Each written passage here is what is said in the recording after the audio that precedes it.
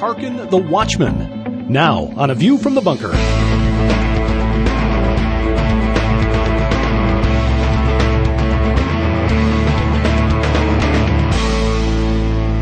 If ignorance truly is bliss, then you're about to meet the most miserable man on the face of the earth. He's spent 7 years active duty with the 82nd Airborne, the 2nd Infantry Division, and the 5th Special Forces Group as an infantryman and intelligence analyst.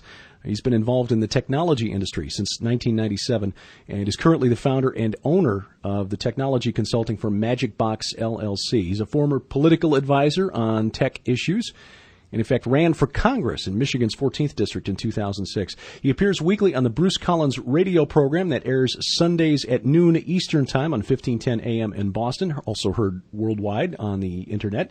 He's a former contributing editor for Defense Watch magazine and is now the publisher and editor of Harken the Watchman, which you'll find online at harkenthewatchman.com, which includes just a stellar lineup, present company notwithstanding, which includes Bruce Collins, Dr. Chuck Baldwin, Dr. Chuck Missler, L.A. Marzulli, Michael Hoggard, Kevin E. Johnson, Kevin Fobbs, and Dr. Stephen Eulish, among the writers there. It's our pleasure and honor to welcome Chad Miles to the program. Chad, thanks for joining us tonight. Hey, thanks for having me, Derek. I appreciate it. Well, that's quite an interesting resume. And by the way, before I forget, let me thank you for volunteering and your service. It is truly appreciated. No, you're welcome. The transition, though, from infantryman to technology entrepreneur, what is the road that you've traveled to get from grunt to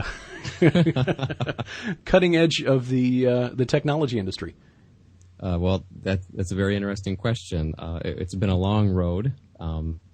Interestingly, like you said, I was in the infantry, served in the infantry for about 4 years in my first enlistment in the Army. And then I wanted a change. I was a little burnt out after that. It was very physically demanding. So I re-enlisted in the Army, and I went into military intelligence. And that was very mentally demanding. It was really the complete opposite of being in the infantry. But it was very challenging. It was very, very interesting, and I learned a lot. And that's when I was exposed to technology and computers, and that's when I started to really develop I don't want to say a love, but certainly a definite, strong gravitational pull, if you will, towards technology and computers. And that's when I started doing web-type things. And the web was this was very early in the web and the Internet, and this was back in the 90s. And when I left the military in the end of 1997, it was really the perfect time to get involved in the Internet. And that's what happened. And I got out, and I was fortunate enough to be hired by a small web development company that was actually being started by a small ad agency. And really, I'd done some web development, but not a whole lot. I didn't have a lot of experience, but the good thing back then was a lot of people didn't have a lot of experience on the web. So they hired me based on the fact that I could learn things quickly. And that was sort of my claim to fame back then. So I learned a lot of things quickly, and then just kept kind of moving from thing to thing in the technology realm, and then started my own consulting business back in, this was after 2001. I started my consulting business really out of necessity, not necessarily because I'm had an entrepreneurial spirit. It was after 9/11 and I lost my job. There was a lot of that going around about then, yeah. Yeah, there still is today. That is truth. And then so that's how I ended up with my own business, and there you have it. Well, and then the next question, of course, follows from that. How then, from a technology owner, entrepreneur of necessity, to your interest in politics? I had always been interested in politics, even when I was younger. And when I was in the military, I was on the sort of the receiving end of politics. I was forced to deal with the political decisions that had been made in the world, basically, and was deployed down to Florida after Hurricane Andrew. Spent 6 months in Egypt as part of a multinational force that was created during peace agreements brokered by Jimmy Carter between Egypt and Israel. And so been involved in politics that way. And then when I left the military, I started to get really caught up in the whole conservative versus liberal thing, and went through the Monica Lewinsky thing and started really getting caught up into that.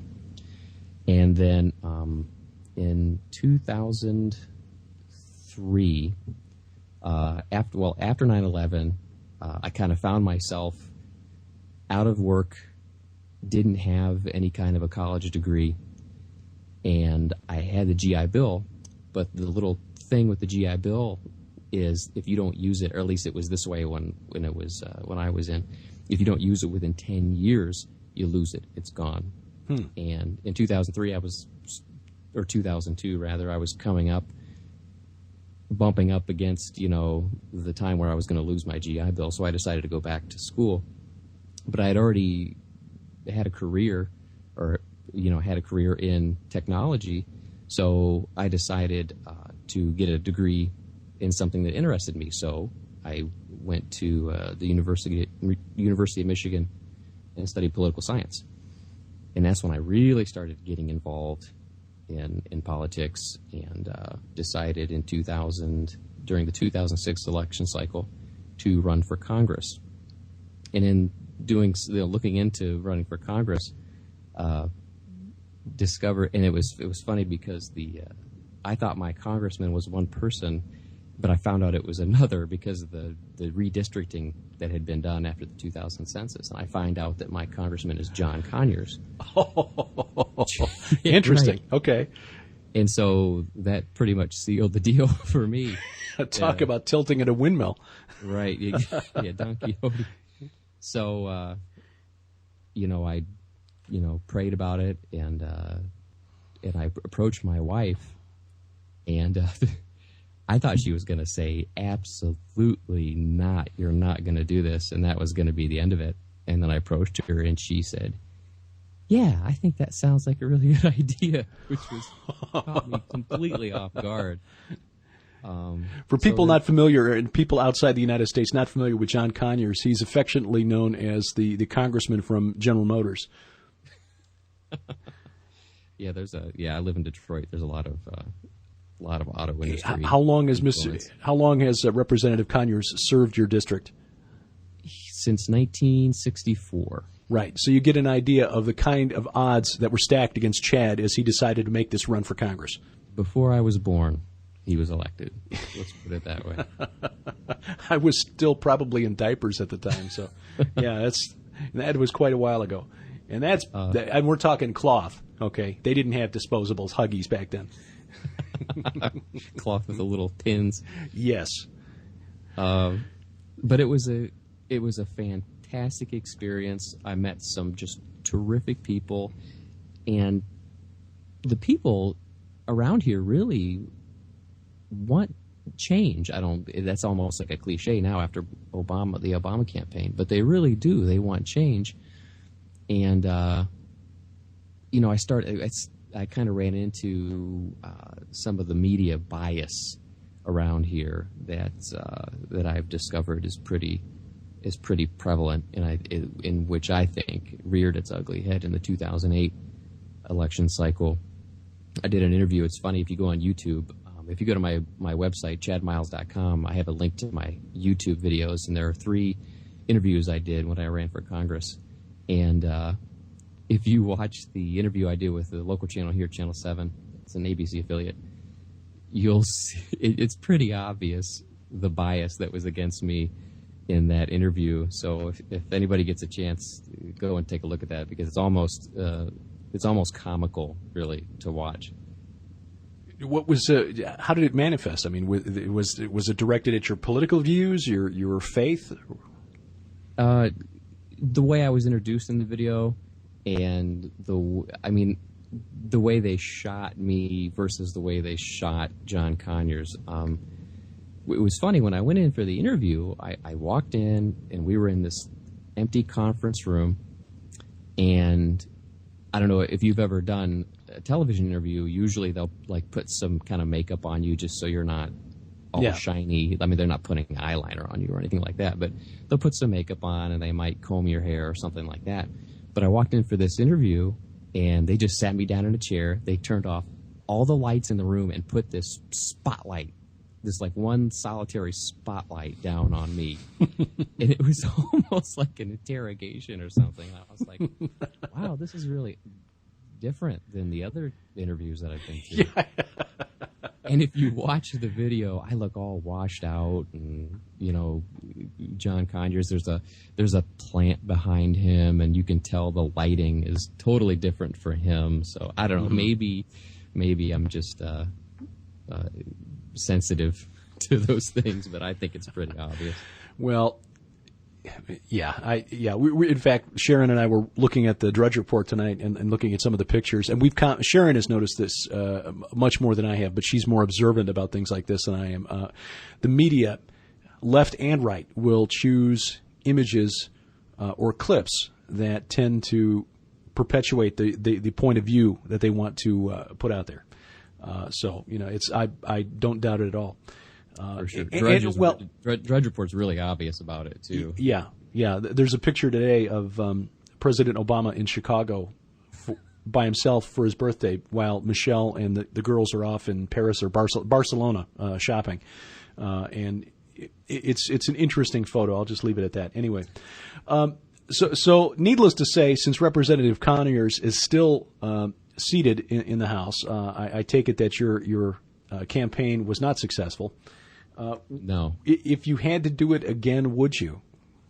I would, but I get asked this question a lot.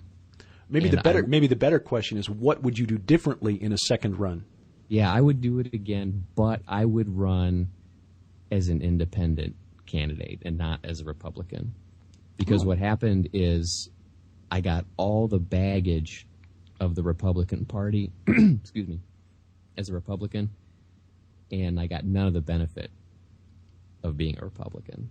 And how do you mean that? I wasn't taken seriously by the Republican Party. I would meet Republicans, like elected officials and party officials, and there were a few exceptions. Thad McCotter, who was a congressman from the 11th District, was very nice to me, and I always try to mention him when I talk about this because he was very helpful, and he kind of pulled me to the side, and he gave me some advice, and he was really, acted in a way that I thought a lot of people would, but they didn't. And, I met a lot of other elected officials and party officials, and they would literally roll their eyes at, when they met me. They would laugh and, well, somebody's got to do it. And, it was pretty bad. So nobody really took me seriously. Generally, like the Republican candidate for mayor in Chicago. Yeah. Or any other district like this, which is, heavily lopsided towards the Democrats. Right. Yeah. Well, so that under your belt, then, time moves on, and we fast forward to present day and find you now as the publisher and editor of an online site that I'm still trying to figure out how I fit into this mix of talent that you've put together here with Dr. Baldwin, Dr. Missler, Ellie Marzulli, Michael Hoggard, who I wish I had more time to just watch his videos because he's He's fantastic. He's fantastic, and it's just so encouraging to see a pastor who gets it, who understands what's going on out there. But before we start talking about some of the individual contributors at hearkenthewatchman.com, what led you to put this site together? What was the genesis of this idea? It was I got to go back to Michael Hoggard, to be honest with you. I came to the Lord kind of late in life. I was about 32, coincidentally about the same time I lost my job after September 11th. So I came kind of late in the game as far as I'm concerned, and I'm very analytical by nature, and that's one of the reasons I was an intelligence analyst, and I like to thoroughly research things.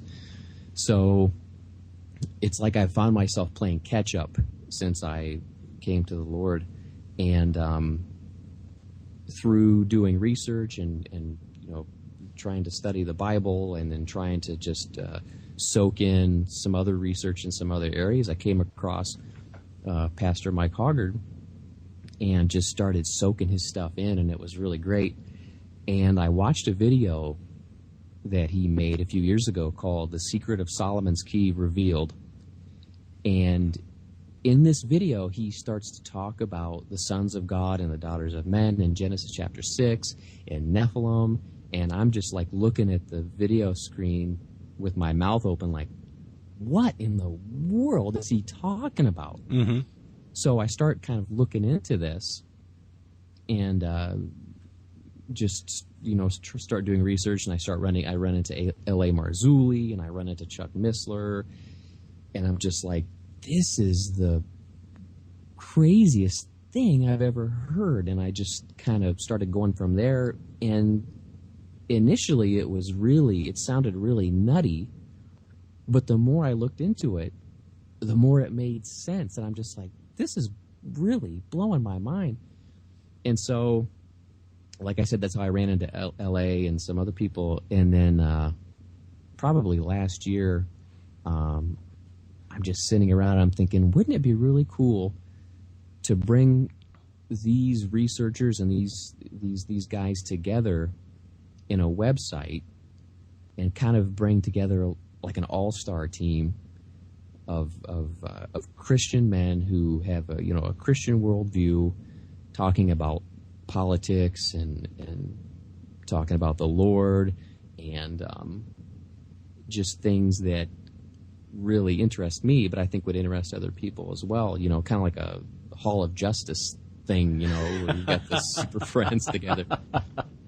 And so I started. No capes. No capes. Yeah, that's the prerequisite. No capes, no tights. So then I just shot a couple of emails out to some people. Sent an email out to L.A. Marzulli. Sent an email out to Stephen Eulish. And and keep in mind, this website is just like, it's vaporware. It's just like in my head at this time that I'm sending these emails out. And, these guys don't know me, and I sent them an email, and I said, hey, I'm thinking about starting this website. Would you be interested in contributing? And what blew me away is they started to respond, and they were saying yes. And I was like, whoa. I think L.A. was the first one that I sent an email to, and he said, yeah, absolutely. And then Stephen Eulish, and then Bruce Collins, and mm-hmm. I contacted Koinonia House and asked if I could reprint Chuck Missler's articles, and they said yes, absolutely, and Chuck Baldwin, and I was just like, wow. So I put the site together, and we launched it. It's been a year ago. It was August of 2009 when I posted the first article by Dr. Eulish. Oh, congratulations! So timely, happy anniversary. Yes, thank you very much. And so as we progress further, I just kind of prayerfully consider who to add to the roster. And then you were added recently, Derek, and I thank you very much for contributing. It's my honor. Your articles have been fantastic. And the thing with the website is it's kind of like I always like to steal LA's book title, Politics, Prophecy, and the Supernatural, mm-hmm. because that's really the gist of the website. It's politics, it's prophecy, and it's the supernatural. And all the contributors have different areas of expertise in each one of those spheres that they bring to the table. So it's just been a real blessing, and it's just something that's been real humbling for me to be involved with. Well, again, I'm still trying to figure out how I fit in here because it's fit in perfectly. Well, finding myself published in the same site and in the same venue as Dr. Baldwin, Dr. Missler. It was Chuck Missler's book on the UFO phenomenon that first opened my eyes that the X-Files might be a little more like reality than most of us would like to believe.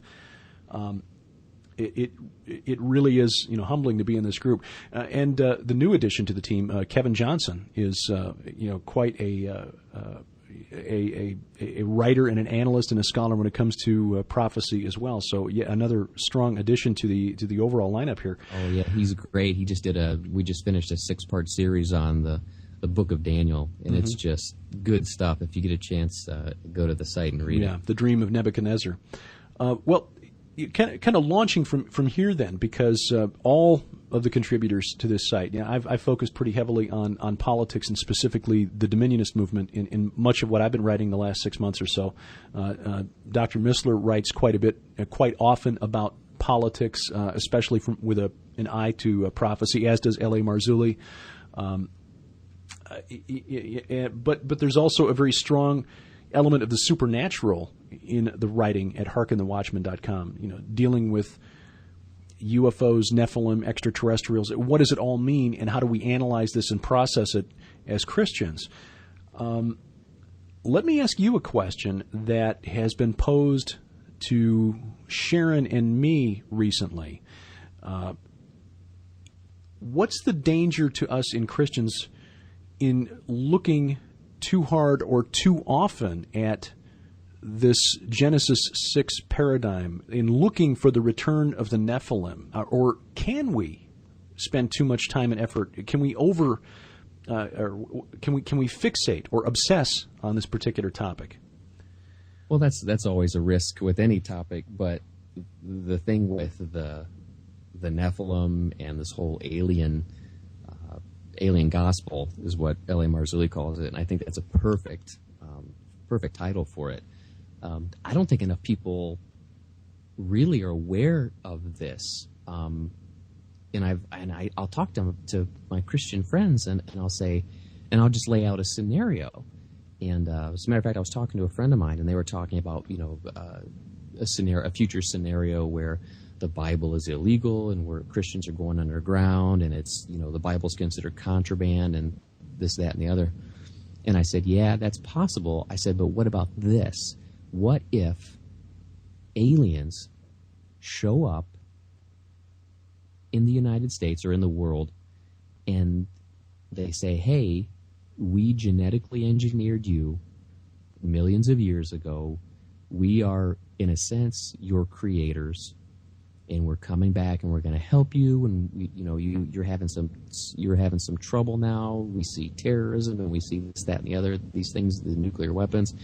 We're going to help you, and we've returned. I think in about 6 seconds, people start throwing Bibles away at that point, because evolution now has been validated, at least seemingly. I don't want to say that this is right, really what it appears to be. This is a deception. But now, at that point, you don't need to make the Bible illegal. You couldn't give a Bible away. And as a matter of fact, if you're still a Christian at that point, you're going to be considered dangerous and probably destabilizing society. So we're going to have to take you into custody, or we're going to have to do something so you don't jeopardize the peace and security of the nation. And that is the scary scenario where, if demons from the supernatural realm manifest themselves in the physical realm and say they're aliens, and they perpetuate this deception, it's going to be crazy. It's going to be crazy, and people are going to fall away from the faith in droves. And I don't disagree with you. Just appreciate your answer, because again, this is something that as Christians, I think we all wrestle with as we try to do our best to rightly divide the word. How much attention do we pay to this particular aspect of it or that particular aspect of it, and certainly the enemy that we face. Assuming, of course, that the Apostle Paul knew what he was talking about, is not of flesh and blood, and that as such is a lot older, smarter, and more powerful than we can imagine. There are probably layers within layers to this deception that we can't even conceive.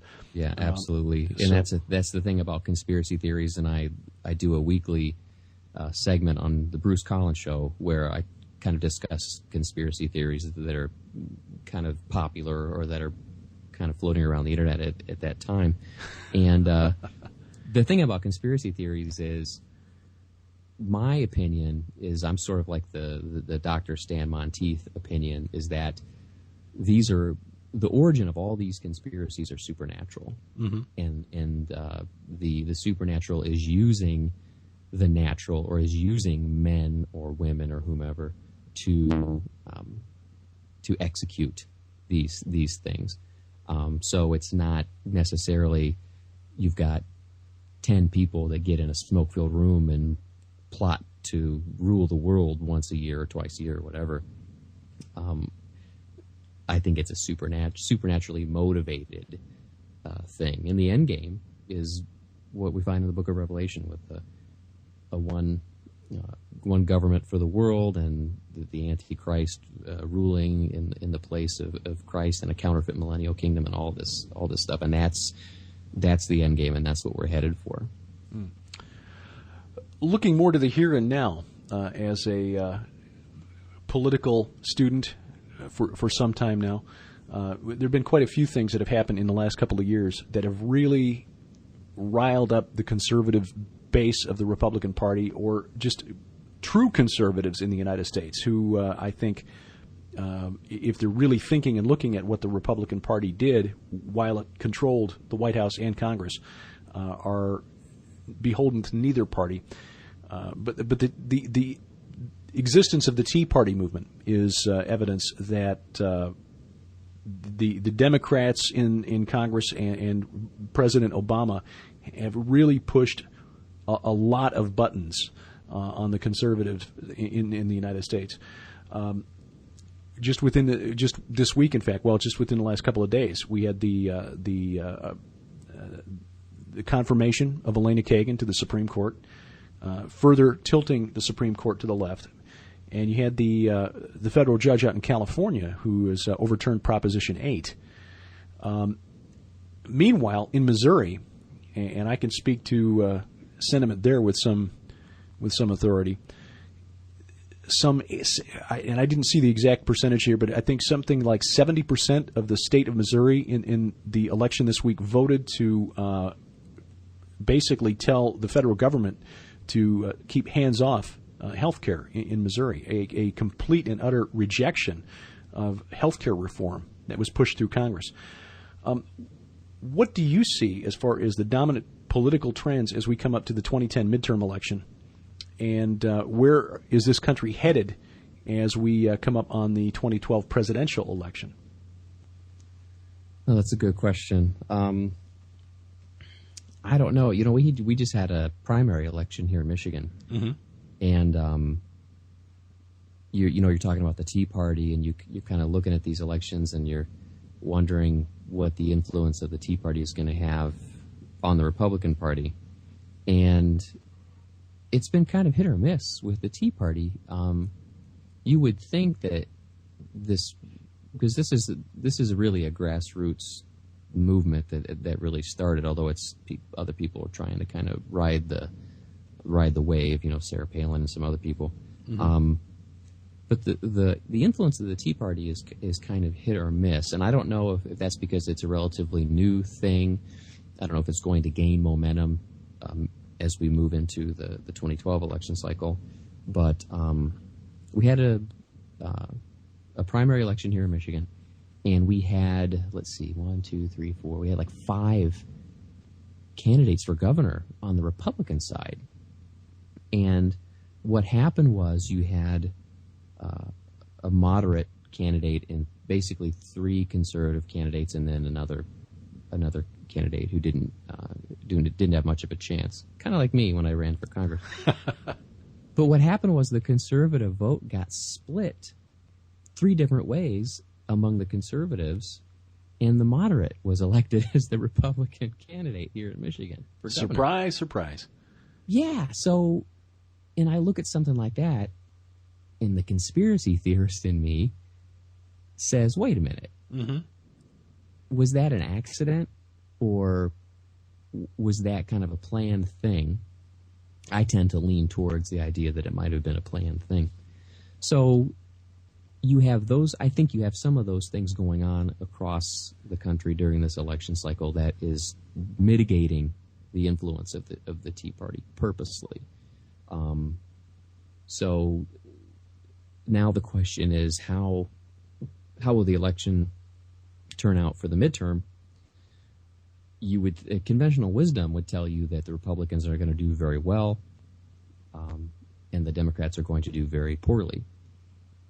I think the Republicans are going to do well, but I don't think they are going to do as well as they could have. And I guess I'm talking more conservative, conservative Republicans. So I think there is definitely an effort to mitigate the influence of the Tea Party. Well, mitigate and control. I don't think it's any surprise that a Republican power broker, Grover Norquist, has showed up as a money man now for the Tea Party, at least at their national convention in Nashville this year. He was there kind of, shaking hands and winning influence. It's an interesting dynamic you see at work. You've got the Republicans in some areas trying to jump out in front of the parade like they're actually leading it. And in other cases, you see the Dominionist movement, I think, trying to co-opt it for its own uses. They see this backlash by conservatives against the policies of the government, and not just the Obama administration, but the Bush administration. And on all of these policies, the bailouts of the banks and General Motors and Chrysler and AIG and Fannie Mae and Freddie Mac, and by the way, Fannie Mae is back looking for another $1.5 billion from the Treasury. On all of those bailouts, and healthcare reform, the American public was generally speaking 60 to 70% opposed to those measures, and yet Congress and the administration pushed it through. They just went ahead and pushed it through as though the will of the people made no difference. The Dominionist political, the Dominionists that are seeking this kind of political power, like Lou Engle and Cindy Jacobs and Rick Joyner and C. Peter Wagner and Chuck Pierce and Dutch Sheet, the usual cast of characters, Samuel Rodriguez, Harry Jackson. They're showing up at political rallies now with conservative Republican congressmen and senators and other figures, Mike Huckabee, Newt Gingrich, Sam Brownback, Jim DeMint, among others, and mainstream evangelicals like Tony Perkins and Don Wildman, and they're trying to tap into this rage, I think, and guide it. And so the Tea Party, I think, is under attack from two different sides. They're under attack from the Republican Party, which would like to co-opt it and make it and use it to regain control of Congress and then the White House. But also the Dominionist movement that would like to take it for its own purposes, to reclaim those 7 mountains of culture. It's a really interesting time in which we live, and you talk about conspiracy theorists. Let me float this one past you for your reaction. What if all of these moves, capped by the outrageous overturn of Proposition 8 in California, which was passed by a majority not of Anglo-Saxon people in California, but by Hispanics and African Americans. Right. They're the ones that pushed Prop 8 to victory. What if all of this stuff was deliberate to provoke this kind of angry reaction from people that the media usually characterizes as ignorant, Bible-toting white folk? That's a good analysis. Yeah, the Tea Party.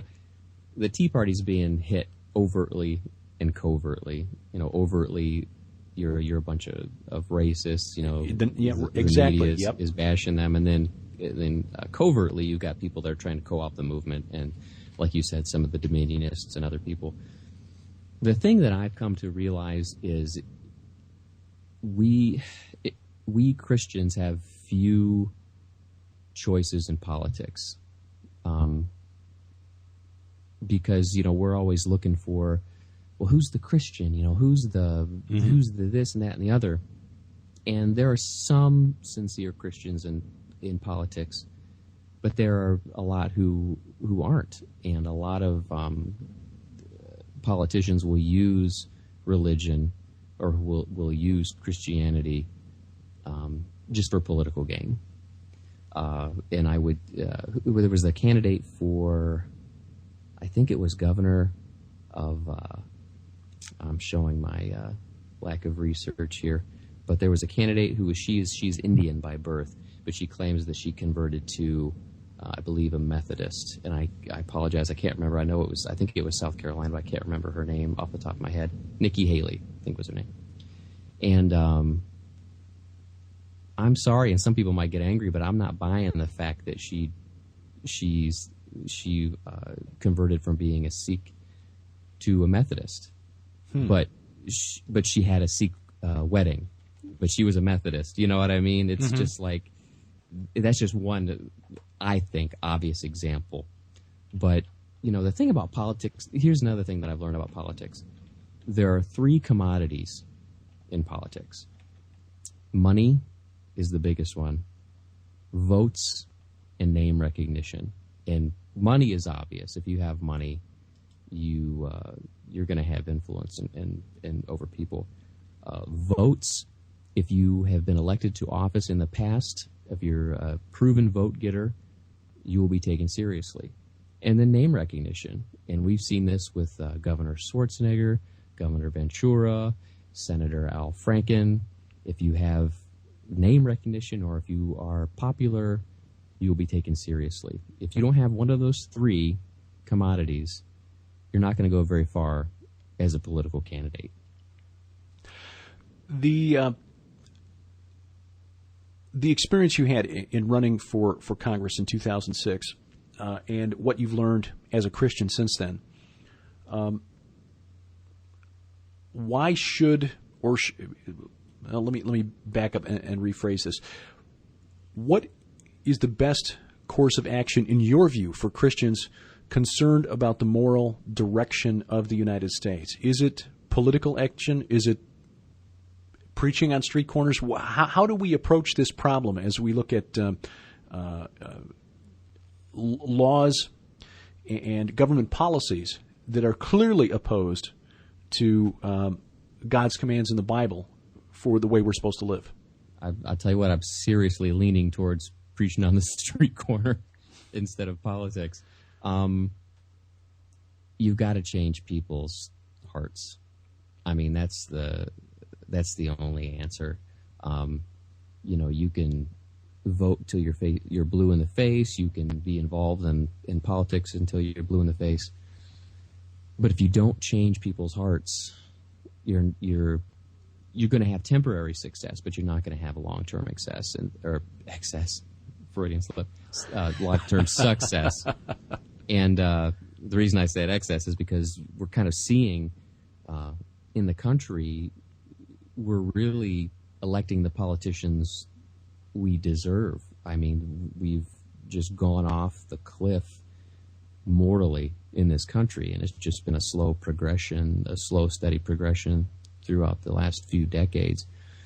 And you notice as, society gets worse, crime gets worse, our politicians get worse, it seems like. The whole political climate just gets worse, and the only way that it's going to get better is if you change the hearts of the people in this nation. And I've got to say, pray. I mean, we've got to pray fervently for this country, and preaching on the street corner probably isn't a bad idea either. But as we, take note of tens of millions of unborn children killed, and now California apparently about to join several other states in allowing same-sex marriage. Pornography being peddled by some of the largest corporations in the world, through our cable television systems and so forth. I can't hardly watch a baseball game with my sons anymore because some commercial will come on that's completely inappropriate for my 6-year-old son to be watching. Well, I've wondered about that too, especially after the Janet Jackson wardrobe malfunction at the Super Bowl one year. How many churches do you know canceled the Super Bowl get-together the following year? There's still a lot of churches around us in St. Louis at that time that say, "Hey, come on over for the Super Bowl." It's like, wait a minute, whoa. Yeah, even if the halftime show is okay, you've still got the GoDaddy commercials and all that other stuff that really doesn't seem like. Especially during the Super Bowl, the commercials are just completely outrageous because you're paying millions of dollars for these commercials, and you're good. The more shocking, the better, because then you're going to get the press and the soundbite afterwards. So it's crazy. But given all of these things that we see going on around us that are obviously disturbing and rightfully so, why shouldn't we try to take over the 7 mountains of culture? Why shouldn't we as Christians try to infiltrate the the sphere of arts and entertainment and media so that we can stop all this stuff? Jesus doesn't need our help to come back. We don't need to set up a kingdom for him to turn over the keys to him when he returns.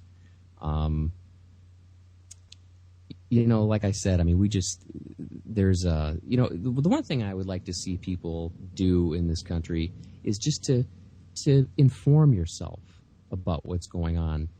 I talk to so many people, and I'll start talking about something in the news or something about politics, and they have no idea what I'm talking about. And we've just gotten so. And I'm not knocking them necessarily for being ignorant or for being kind of dumb or whatever, but we've just gotten so busy in society these days that a lot of people just don't. When they have a free moment, they're not like me. They're not going to sit down and search about 5-6 different news websites and read the news. That's something that interests me, but it doesn't interest other people. But just get engaged. Just keep abreast of what's going on in the world. I tell you, here's a good example. What happened during September 11th in 2001. If you had been kind of keeping track of what was going on, it was pretty obvious what happened. It was Osama bin Laden. It was just, that's who it was. We knew from Kenya and Tanzania and Khobar Towers, and we had asked the Taliban to hand him over back in the 90s, and it was just like, it was obvious, but it caught so many people completely by surprise, and it shouldn't have. It should never have. So, I would rather see people be engaged, be prayerful, not trying to infiltrate Hollywood and take it over, or and I'm so glad that you're writing these articles for Hark and the Watchman, because you're covering things, and this is something that was I was oblivious to for a while, about what's going on in the seven mountains of prophecy and some of this other stuff, and it's just like Joel's army, and it's like, where in the world is this stuff coming from? It's crazy. It's craziness. Well, some people might disagree with me, but I just think it's nutty. Well, it sounds nutty, and I think that's why it's dismissed by a lot of people. But it's been around a long time, and it's the reason it's alarming is because you're seeing mainstream evangelicals like Perkins and Wildman and Dr. James Dobson going along with it and signing up for this and embracing it. Dr. Jim Garlow, who is the chairman of Renewing American Leadership, which was an organization started by Newt Gingrich in March of this year. This is no lightweight. Newt Gingrich was third in line for the Oval Office during the Clinton years, and is contemplating a run for the presidency in 2012. So this is a fellow who's got some clout, and the man that he selects to chair his political action committee or activist organization to try to renew,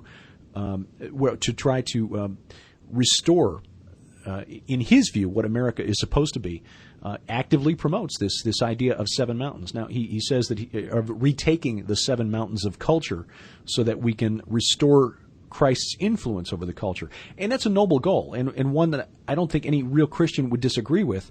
But, my view is like yours, Chad, that if we're trying to accomplish this through political means, you're essentially having to enforce on an unwilling public a Christian morality.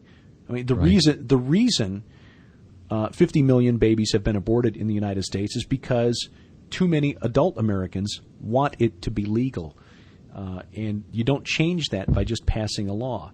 So, and that's another thing. You talk to some people about abortion, and they will argue with you, to the wee hours of the morning that it's just, it's a woman's choice, and it's just a clump of cells, and why shouldn't we do embryonic stem cell research? And and personally, I just look at these people. I'm like, can you hear what you're saying? It's crazy. It's craziness. But that's what that's where it's come to, and that's what I was speaking about earlier in society, where we're just getting progressively worse and worse in our culture. In a sense, it's sort of the cultural equivalent of trying to, pump drilling fluid in mud down into a well that's spewing oil into our cultural Gulf of Mexico at the rate of millions of gallons a month. And you just can't stop that. Well, you got to basically, drain the pressure out of the well. In other words, change the intent of the people so that they don't want to do these things that you're trying to pass these laws against. Let's look at the problem from a different situation, though.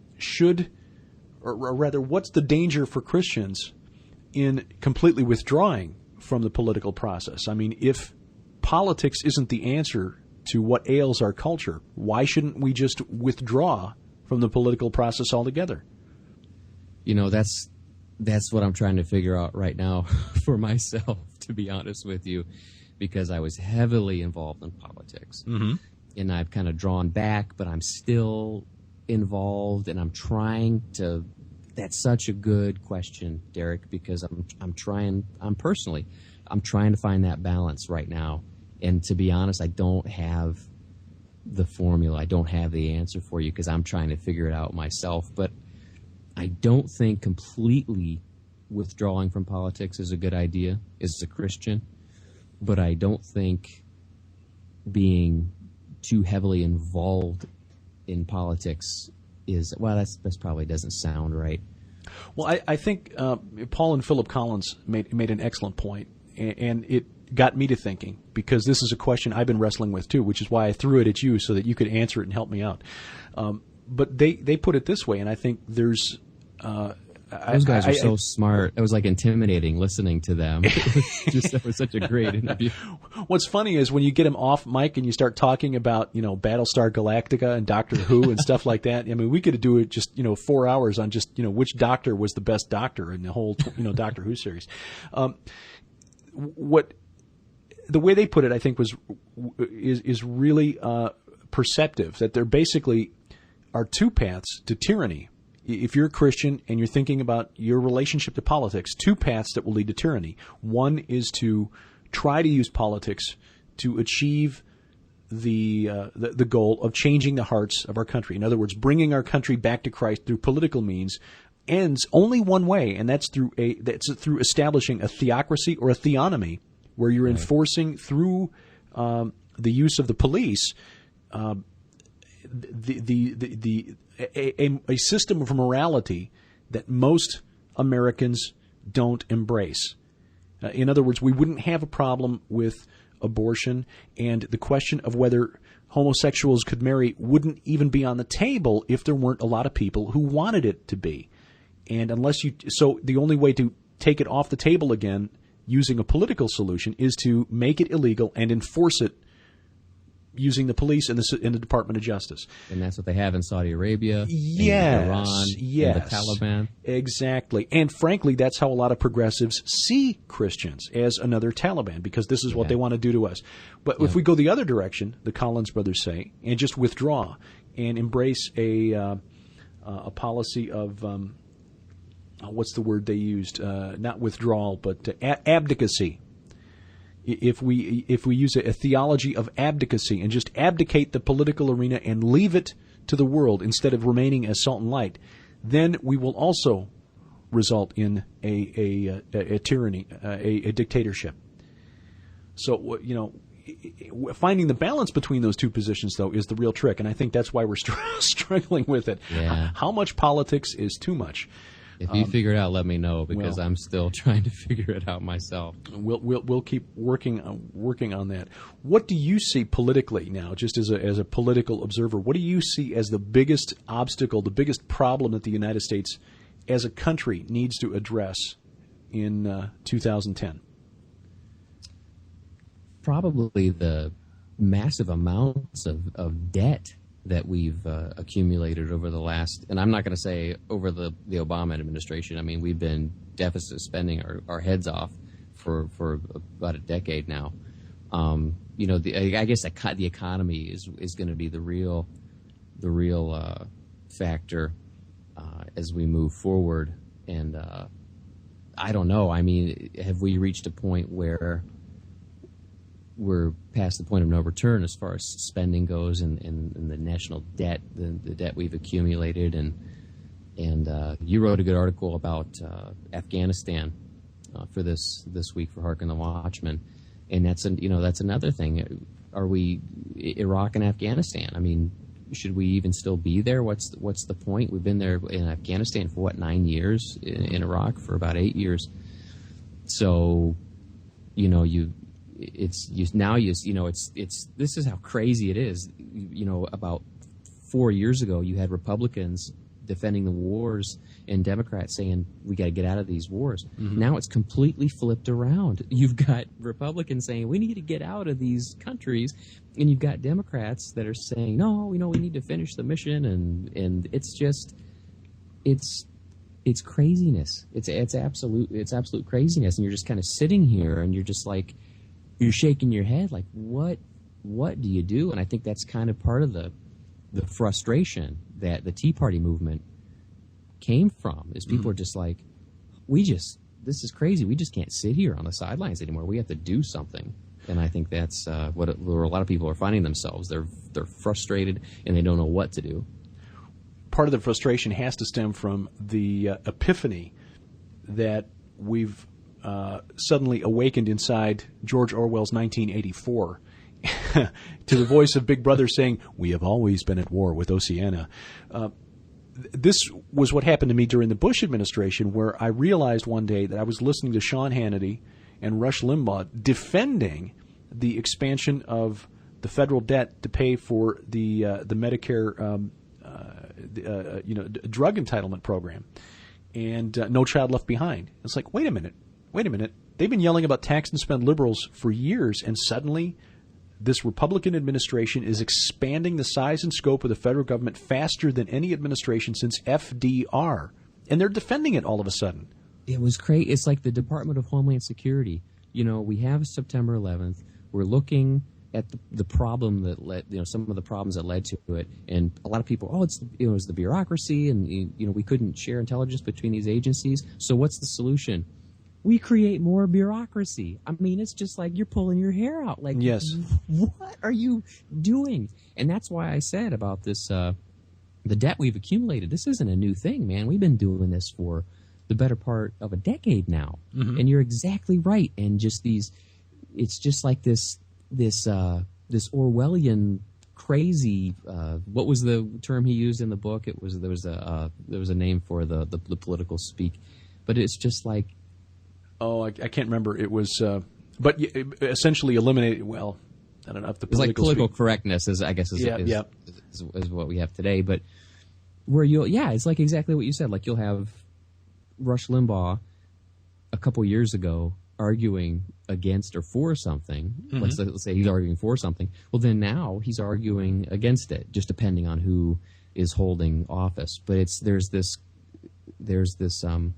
disturbing consistency that kind of keeps flowing through these administrations, and that's the kind of stuff you have to really look out for. And that's the kind of thing that gets the conspiracy theorist kind of the wheels turn into my head and thinking, what's going on here? When I was hosting the radio show at the station in Missouri, which was a pretty standard conservative talk radio station, wrapped in the red, white, and blue. Our lineup was very conservative. Glenn Beck, Sean Hannity, Michael Savage, Neil Bortz, yours truly, stuck in the middle there, Bill O'Reilly. I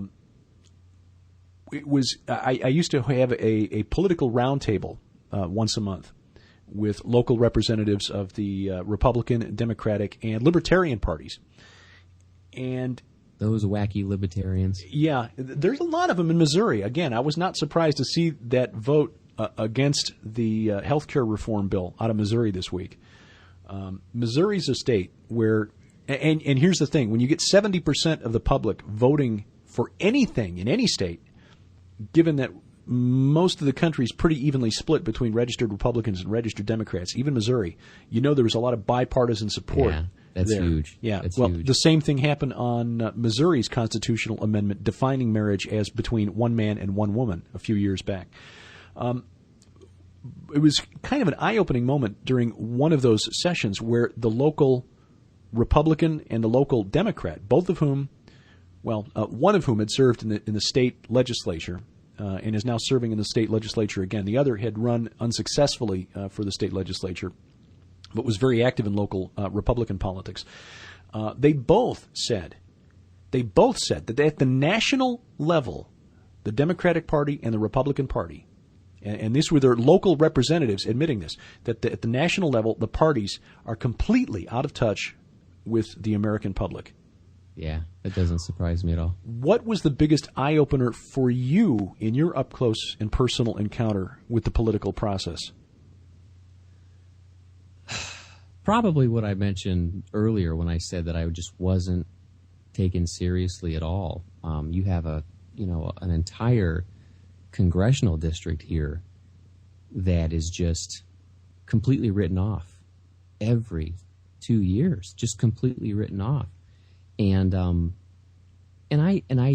part of me sees why that they would do that, because it is just 2/3 of the vote comes out of the city of Detroit, and good luck trying to get a Republican elected. But there's some other things you could do.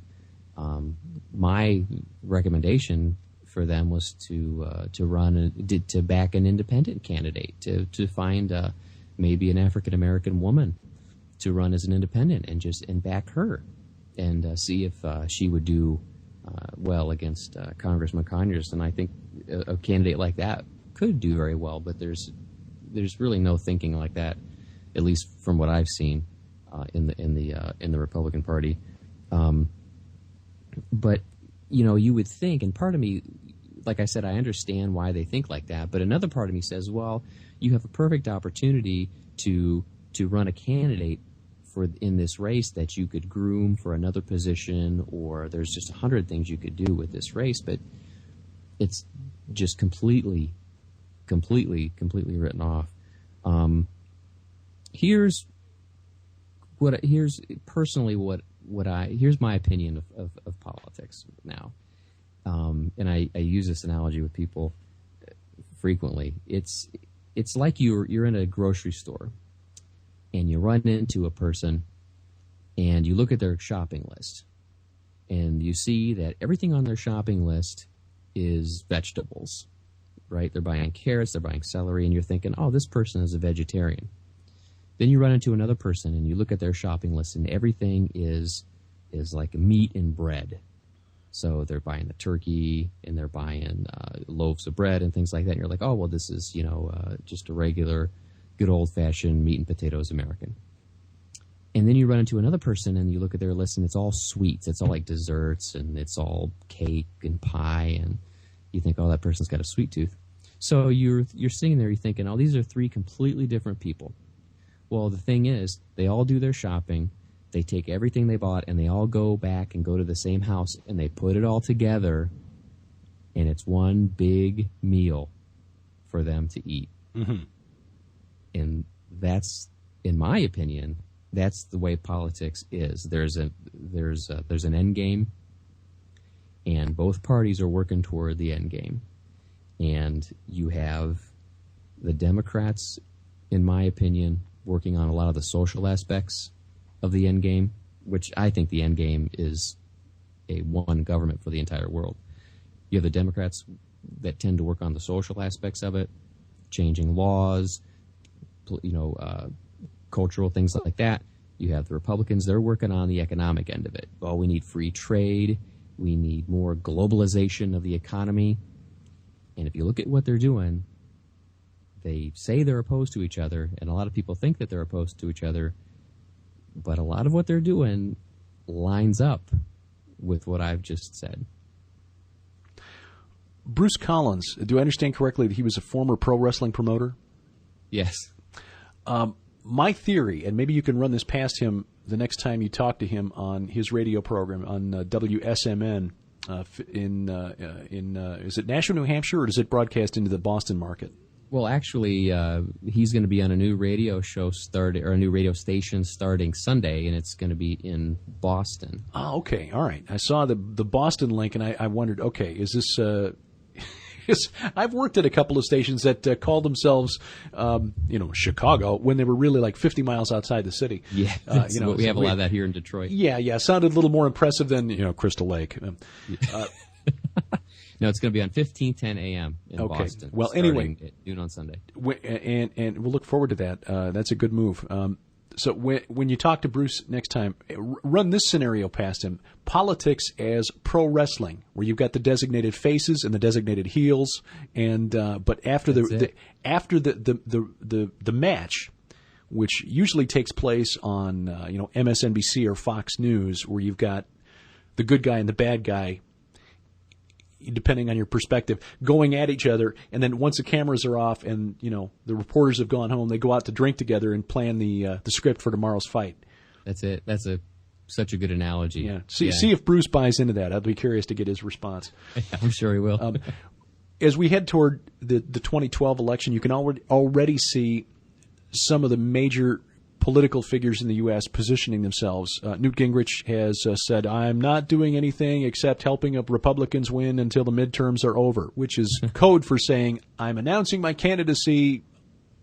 I'm announcing that I'm going to announce my sort of testing the water." Testing the water. Sure. So we'll probably see a Gingrich, perhaps maybe a Tim Pawlenty, governor of Minnesota. A couple of other names have been floated. Our governor here from Indiana, Mitch Daniels, possibly.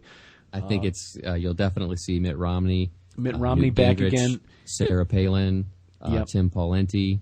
Those are in my opinion, the definite people on the Republican side. And you might even see a Democrat challenge President Obama. Well, that was my next thing, because Hillary Clinton has been sort of very quietly hinting since the beginning of this year that she really didn't want to stay in the Secretary of State's office for 8 years because it's such a challenging 24/7 job. It's grueling.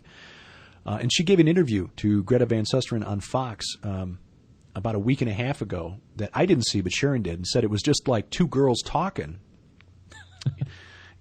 which was really interesting that Hillary Clinton would give an interview to Fox at all.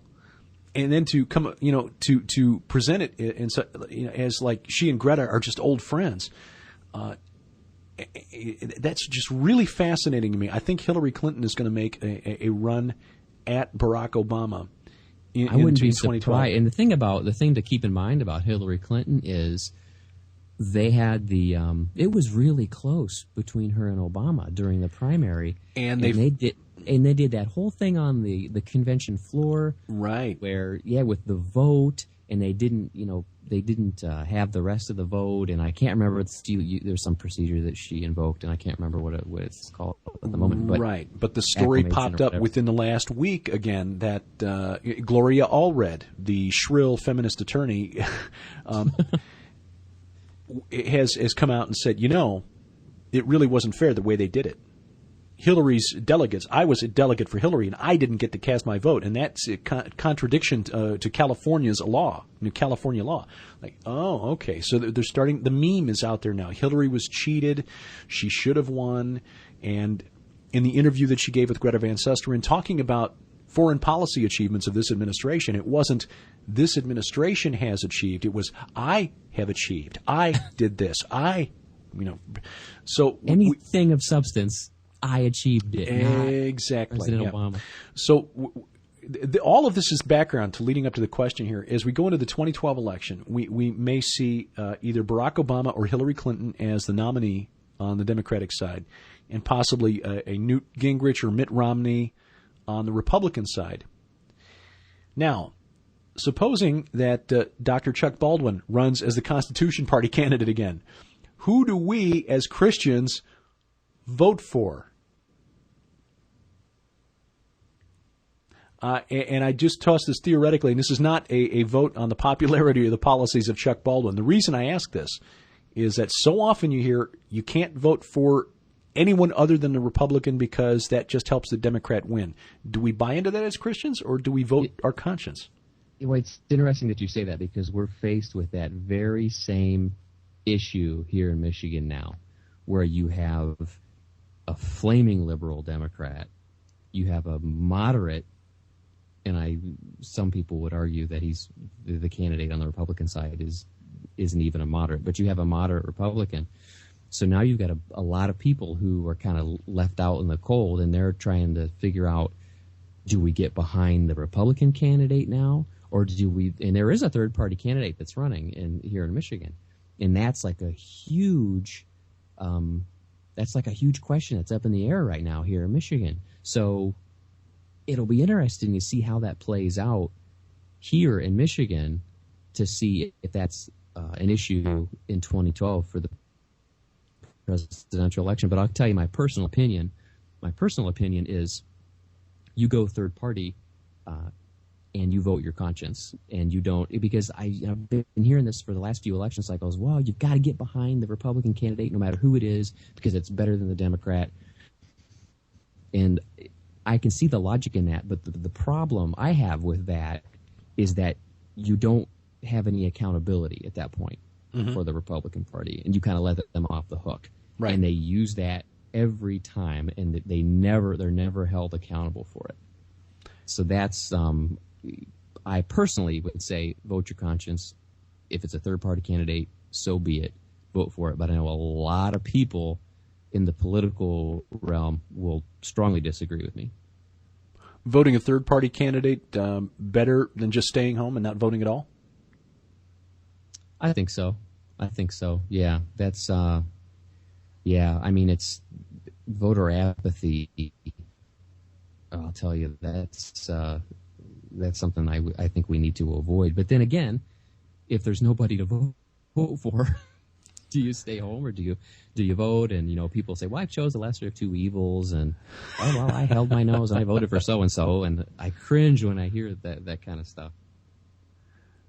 There was a good joke I heard leading into the 2008 election, which was that rather than voting again for the lesser of two evils, this time let's vote for the greater evil, Cthulhu, in 2012. Anyway, yeah. So, I think you're right. And staying home is abdication theology, and exactly. That certainly just guarantees the establishment of a tyranny that much sooner. But sadly, just looking back over the last couple of years, and again, the bailouts and healthcare reform in the face of 60 to 70% opposition, it appears that we're already there. And the fact that Congress recently deemed the 2011 budget passed, and they haven't even written a budget, shows to me that they're not even trying to pretend that they represent us anymore. Yeah, and I think they realized that they had a window of opportunity that they needed to take advantage of on the Democrat side. Mm-hmm. And that's why you see a lot of the things that they're doing, a lot of the legislative things that they're doing that just make no sense at all until you realize they might not have this chance again for 10 years or so. And the more of this, of this legislation that they push through, but they're kind of stuck, and so they're just going to ram through. In my opinion, they're going to ram through. And if we see a lame duck congressional session with the Democrats who know they've completely lost the House and maybe even the Senate, that could get really ugly. So I don't know how that's going to play out either. Well, it could be really interesting, and I know it's really frustrating as a Christian to watch what's happening out there, but we just have to remember to look up, for our redemption draweth nigh, and while we're doing Amen, that, just keep snickering, because it'll make them wonder why we're so happy. Well, we've read the end of the book, and we know who wins. That's right. Chad Miles is the founder, the publisher, and the editor of Hearken the Watchman, hearkenthewatchman.com. His website is chadmiles.com, and links to those sites will be in the show notes at VFTB.net. Chad, once again, thank you for inviting me to be a part of Hearken the Watchman. It is an honor, and a pleasure and an honor to talk with you, and I look forward to doing it again soon. Thank you, Derek, for having me on the show. God bless. Now I'd like to change gears for just a moment and refer back to a show I did a couple of weeks ago. I interviewed Dr. Rick Strassman, the author of DMT, the Spirit Molecule. And just wanted to clarify one point, because in retrospect, I don't think I made it clear during that interview. If you're a longtime listener to A View from the Bunker or PID Radio, you know where we stand on the issue of trying to contact the spirit realm, but didn't during that program. I don't think I really made that clear. While I respect Dr. Strassman and his conclusions that the psychedelic chemical DMT may affect the brain's ability to receive information, in other words, our ability to perceive spirit realms that we may not normally be able to perceive. God is very clear on whether humans should try to contact the spirit realm, and that message from God is very plainly, don't do it. And while Dr. Strassman is clearly broken ground with the research that he conducted into the properties of DMT and other psychedelic chemicals, and our ability to see into the spirit realm and communicate with entities in those realms, the fact that he is pursuing research in this area basically puts him in the role of a shaman, somebody who facilitates communications with the spirit realm. And this puts him outside the bounds of God's commands in this area. So I just want to make that very clear, that we and I do not advocate contacting the spirit realm. Spiritism, contacting the dead, using mediums, things like that. All of these are prohibited by God, and I think prohibited for a good reason, that we as humans are incapable of dealing with these entities who are far older, far more intelligent than we are. The difference between the prophets of the Old Testament and people who are seeing what they describe as elves and intelligent insects or sentient apartment offices and whatever, is that the prophets were elevated into the spirit realm by God and with his guidance and protection. When we contact the spirit realm, we do it at our peril, which is why God said not to do it. Coming up Monday night, August the 9th, PID Radio Live on blogtalkradio.com/PID Radio. That is at 7 p.m. Eastern Time. We stream live, 7 p.m. Eastern Time, of course, GMT -5. Next Friday night on A View from the Bunker Live, we meet the driver, the owner of the unmarked white van that sits outside our home. It's been parked there every day since we've moved into our new location. He's the pastor of Town and Country Church here in Shelbyville, and a man with a bumper sticker on his car that reads, "Have you prayed for a liberal today?" We'll talk about politics and the thinking Christian Friday night at 10 p.m. Eastern Time on blogtalkradio.com/PID Radio. And the next Sunday, the podcast version of A View from the Bunker, we'll talk with Al Dager. He's the man behind MediaSpotlight.org, a ministry that looks at the media and culture, and the author of a groundbreaking book on Kingdom Now, or Dominion theology, called Vengeance is Ours, The Church in Dominion. Al Dager, our guest next Sunday on A View from the Bunker. Until then, thanks for listening. I'm Derek Gilbert, and this is A View from the Bunker.